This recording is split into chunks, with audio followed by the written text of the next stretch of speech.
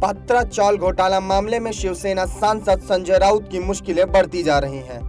ED ने गुरुवार को संजय राउत को अदालत में पेश किया, जहां न्यायालय ने उन्हें 8 अगस्त तक ईडी की हिरासत में भेज दिया, जिसके बाद ईडी ने संजय राउत की पत्नी वर्षा राउत को शनिवार को पूछताछ के लिए बुलाया। ईडी ने यह समन वर्षा राउत के खाते से लेनदेन सामने आने के बाद जारी किया है। शनिवार को ईडी ने पति पत्नी दोनों को आमने सामने बिठाकर पूछताछ की। बता दें कि पात्रा चाल घोटाला मामले में 1034 करोड़ रुपए के घोटाले की बात सामने आई थी, जिसमें 672 लोगों को फ्लैट बनाकर देना था। यह चाल 47 एकड़ के इलाके में फैली हुई थी। यह जगह मुंबई के गोरेगांव वेस्ट में है।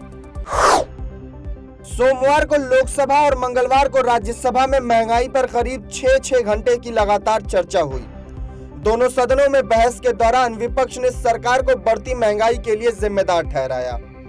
चर्चा के बाद वित्त मंत्री निर्मला सीतारमण ने इस चर्चा का जवाब दिया। वित्त मंत्री ने कहा कि मोदी सरकार की आर्थिक नीतियों के कारण ही कोविड और मंदी के बावजूद भारत अच्छी हालत में बना हुआ है।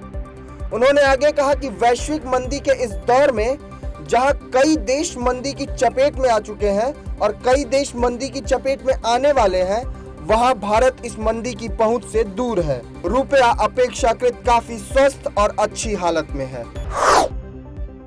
2 अगस्त से प्रधानमंत्री नरेंद्र मोदी ने अपने सोशल मीडिया प्लेटफॉर्म पर तिरंगा लगाकर हर घर तिरंगा अभियान की शुरुआत की।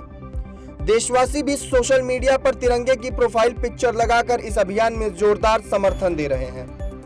बता दें कि 2 अगस्त का तिरंगे से विशेष संबंध है। इसी दिन तिरंगे को डिजाइन करने वाले वेंकैया पिंगली का जन्म हुआ था।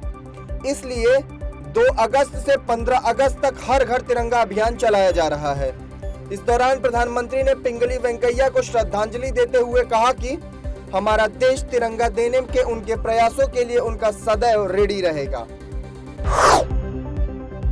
महाराष्ट्र में शिवसेना के दावे को लेकर जारी खींचतान पर बुधवार को सुप्रीम कोर्ट में सुनवाई हुई।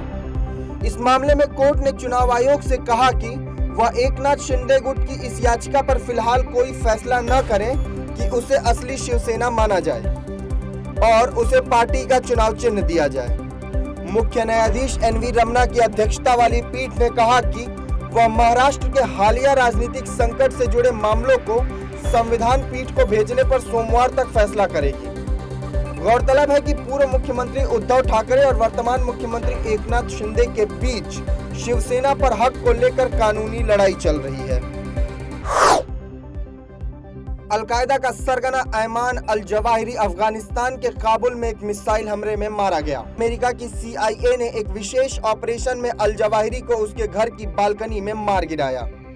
अल जवाहिरी अमेरिका में हुए 9/11 हमले का दोषी था। अल जवाहिरी की मौत के बाद अमेरिकी राष्ट्रपति ने ट्वीट में कहा कि अल जवाहिरी मारा गया, इंसाफ हो गया। अमेरिका ने शनिवार रात 9:48 पर अल जवाहिरी को मौत के घाट उतार दिया था। चुनावों के दौरान मुफ्त रेवड़ियों की घोषणा के मामले में बुधवार को सुप्रीम कोर्ट में सुनवाई हुई। इस दौरान सुप्रीम कोर्ट ने नीति आयोग, फाइनेंस कमीशन, भारत सरकार, विपक्षी दलों, रिजर्व बैंक और सभी हितधारकों से मुफ्त घोषणाओं के लाभ हानि पर संयुक्त सुझाव मांगा। कोर्ट ने कहा कि इन मुफ्त रेवड़ियों का अर्थव्यवस्था पर बहुत बुरा असर पड़ता है। साथ ही केंद्र सरकार ने भी राजनीतिक दलों द्वारा मुफ्त की रेवड़ियों पर रोक की मांग वाली याचिका का सुप्रीम कोर्ट में सैद्धांतिक तौर पर समर्थन किया है। जुलाई के लिए जीएसटी संग्रह लगातार 5वें महीने 1.4 लाख करोड़ रुपए से ऊपर रहा।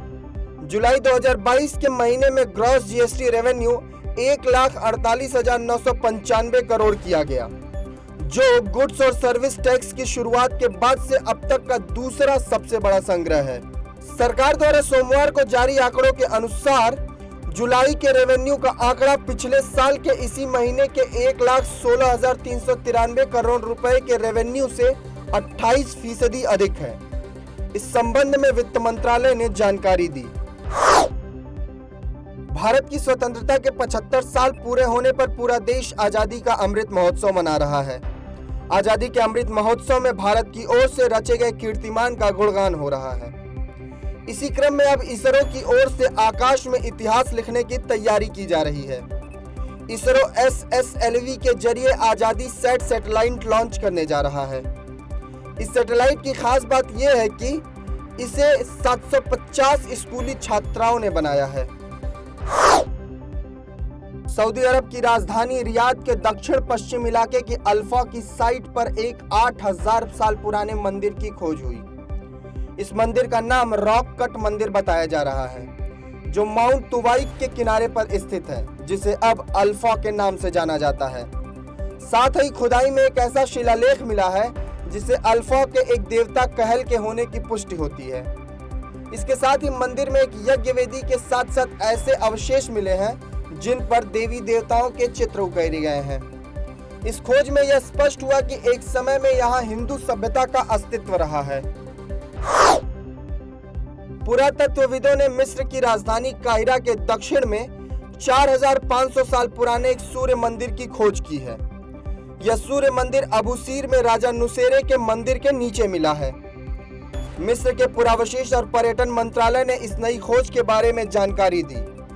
यह सूर्य मंदिर मिट्टी से बना हुआ है, जो मिस्र के 5वें राजवंश के खो चुके सूर्य मंदिरों में से एक है। बता दें कि 2465 से 2323 ईसा पूर्व तक मिस्र में 5वें राजवंश का शासन था। पुरातत्वविदों ने सबसे पहले सूर्य मंदिर को 19वीं शताब्दी में खोजा। बताया जाता है कि मिस्र में इस तरह 6 या 7 मंदिर थे। हालांकि अभी तक इनमें से सिर्फ 2 ही मंदिरों को खोजा गया है।